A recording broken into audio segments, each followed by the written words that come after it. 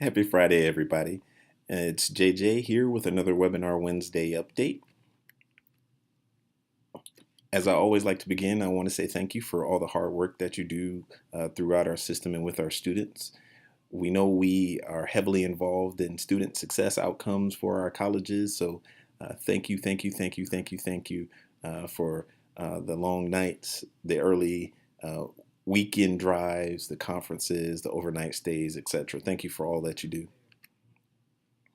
I always like to begin by also recognizing the student life staff here at the system office and uh, thank them for their contributions and how they help and assist students as well. Our agenda for today, uh, you see here are the things that we need to cover. For those that were in attendance for our professional development session, you know we have some homework, and I'll talk about how I've created some documents to help us achieve what they're requesting. I'll also talk about some state board items that I think you all might be interested in, and then we'll go down the remainder of the schedule as you see. So the infamous slide, for those who weren't in our professional development session, this slide caused a great deal of discussion, especially from the professionals in the room in terms of student life. And this is the IT's representation of our community college system in the functional areas of the system.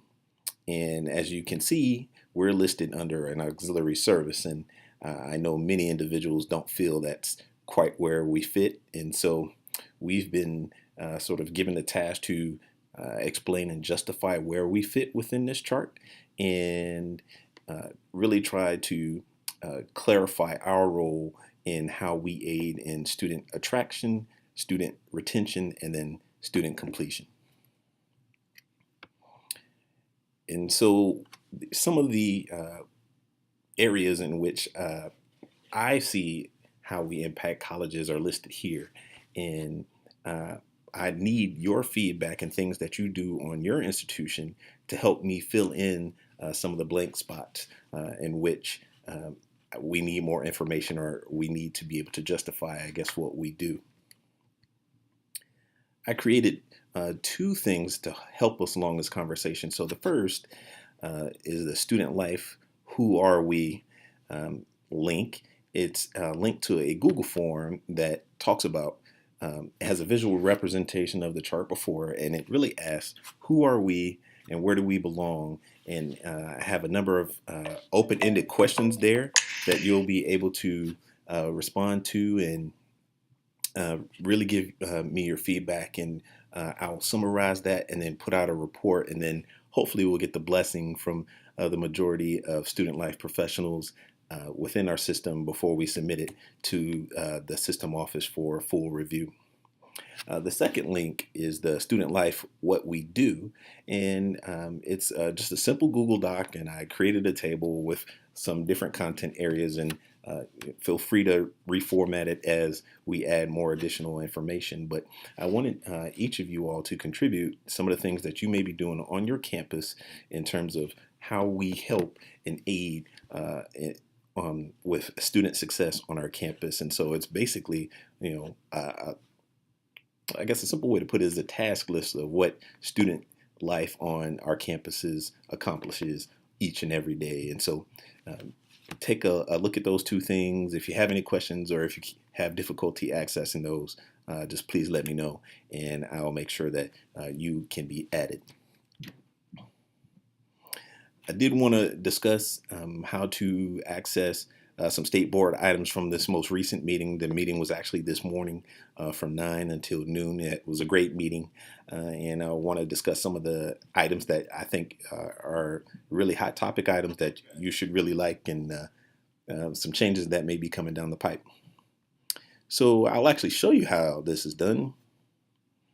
So on the system website, all you need to do is scroll down here to the State Board of Community Colleges in the archives and click on the most recent meeting. And then all the documents you'll see here will be listed under the different tabs. So the first, I always like to start with the finance committee. Yeah, they always have some really great things going on, and it's money rules the world. So I always like to start with this particular committee. So the first is the compensation reserve report. Sorry, losing my fingers here.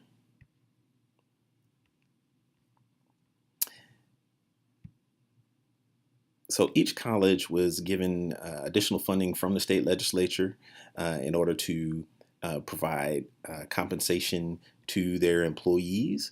And there's a chart here at the bottom that shows how each college divided up between instructional, non-instructional, both in their recurring funds and non-recurring funds. So hopefully you receive some blah blah blah. Sorry. Hopefully you received some additional funding as a part of that allocation. The next one I like to bring up is the Community College Grant Report, FC8. And this one talks about how the community college grant is going to provide a small incentive for individuals taking 15 or more credit hours for the 17-18 academic year. And so the amount a student will receive will jump roughly $1,000. And this report here sort of details how those changes came to be. The last one is targeted assistance. And targeted assistance is funding that the colleges receive to aid students who are maybe working with our voc rehab programs, or students who have disabilities that have been referred to us by DHHS. And so colleges do receive an allocation in order to aid and provide financial assistance for those students to attend and enroll. All right. In the planning committee, there was some great conversation regarding a number of different items. The first is the UNC strategic plan, and then the strategic plan that the system office is going to be embarking on in the next few years. And so for the strategic plan, the UNC strategic plan, I believe, has already been presented to state legislature. And it basically has 5 themes: access, student success, affordability and efficiency, economic impact, community engagement, and excellent and diverse institutions.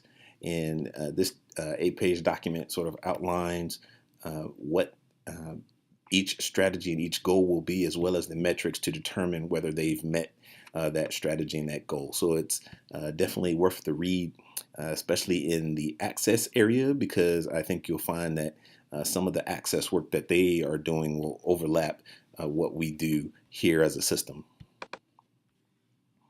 The second is really the strategic charter for the system office that we will be embarking on the next few years.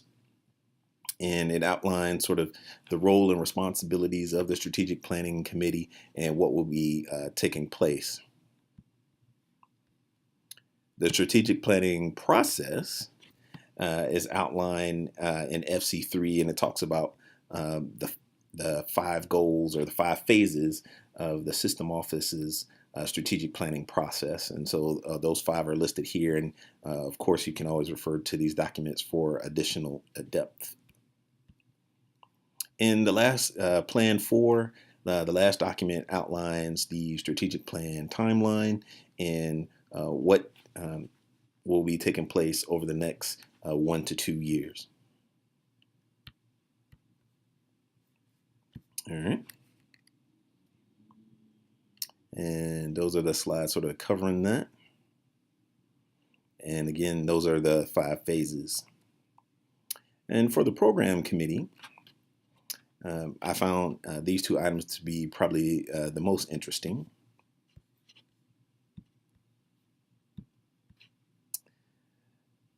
The Cooperative and Innovative High School Report list is sort of a review of all 116 institutions in our system, all the early and middle colleges throughout our system.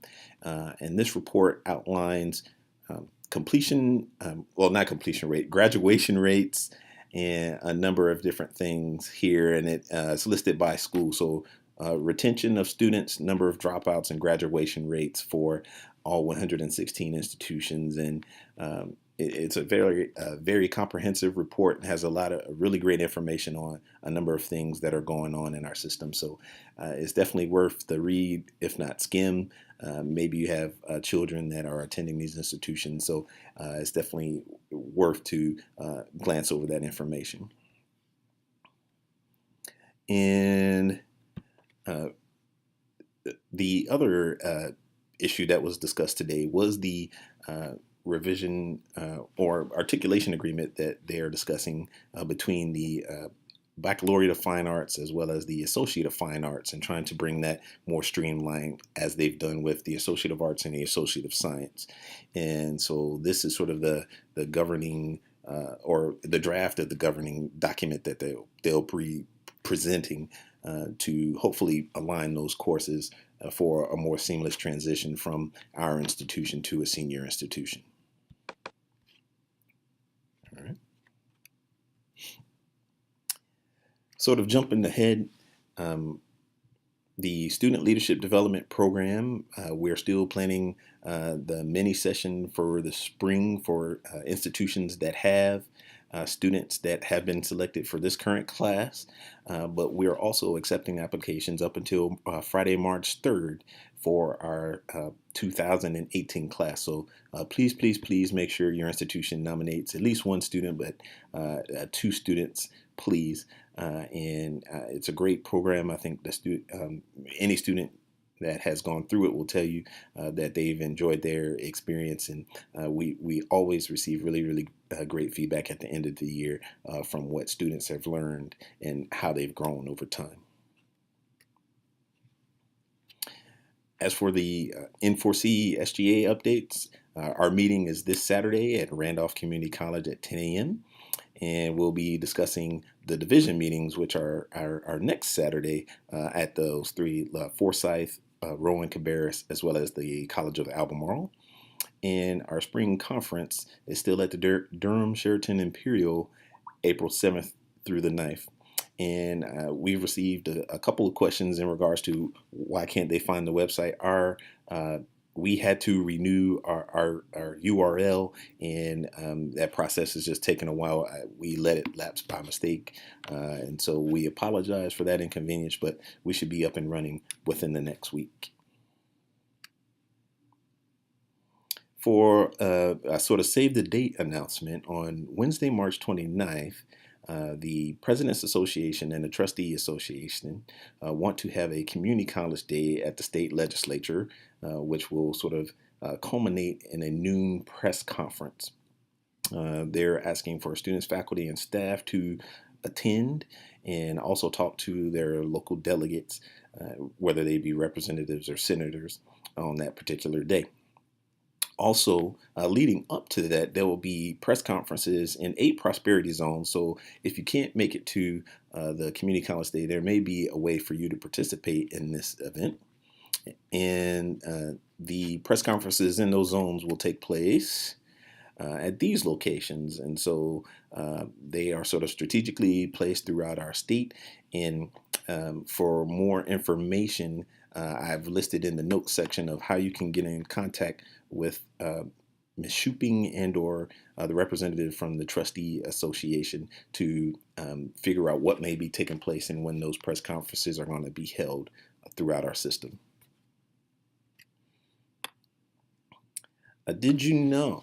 I always like to try to find some unique tidbit information, and so in one of the first public events as our Department of Education leader, Miss Betsy Davos spoke for the Community College National Legislative Summit, and there is a video, and I have a link to the video if you'd like to hear her remarks and what she says. There's also a transcript of what sort of the national agenda will be for community colleges moving forward. It's definitely worth the time to review, and I thought it would be something that you all would like to hear.